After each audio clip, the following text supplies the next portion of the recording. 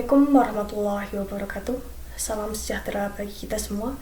Semoga kita senantiasa dalam lindungan Allah Subhanahu wa Ta'ala. Yang saya hormati, Ibu Nur Naya selaku tutor public speaking saya di semester ini dan teman-teman kelas yang saya banggakan. Pada kesempatan ini, saya ingin menyampaikan pidato dengan topik mengapa Gen Z takut menikah. Apa sih Gen Z itu? Gen Z atau generasi Z adalah mereka yang lahir dari tahun 1997 sampai tahun 2012. Fenomena takut menikah atau marriage is scary di kalangan Gen Z menjadi perbincangan yang hangat akhir-akhir ini. Menurut Badan Pusat Statistik Indonesia, angka pernikahan di Indonesia mengalami penurunan seiring dengan bertambahnya tahun.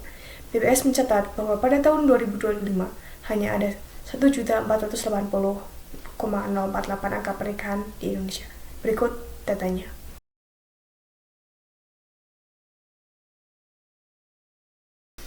Angka penurunan ini tidak serta-merta terjadi begitu saja. Banyak faktor yang memengaruhi mengapa angka pernikahan yang semakin turun dalam beberapa tahun terakhir. Salah satu faktor terbesarnya adalah faktor ekonomi.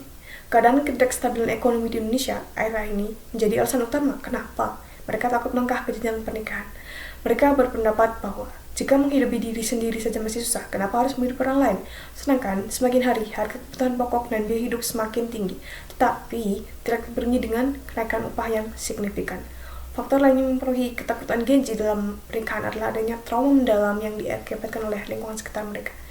Banyak dari mereka tumbuh dalam keadaan yang tidak harmonis, seperti adanya kekerasan dalam rumah tangga, orang tua yang temperamental, hilangnya sosok peran ayah dalam kehidupan, dan lain-lain. Gen Z sering disebut sebagai generasi yang sadar akan adanya kesehatan mental.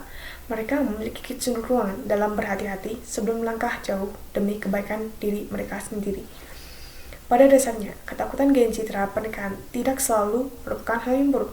Mereka memandang pernikahan bukan lagi suatu kewajiban, melainkan pernikahan merupakan sebuah keputusan yang besar dan harus dilakukan dengan penuh perhatian dan pertimbangan yang matang, baik secara finansial maupun secara mental.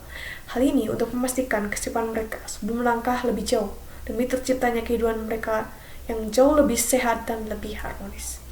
Sekian pidato yang dapat saya sampaikan.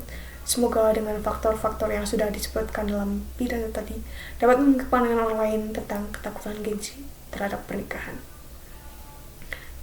Ketakutan mereka tidak semata-mata tanpa disadari adanya alasan. Mereka hanya ingin menciptakan kehidupan masa depan yang jauh lebih baik bagi diri mereka sendiri. Terima kasih atas waktu dan perhatiannya. Mohon maaf apabila ada kata-kata yang kurang berkenan di hati.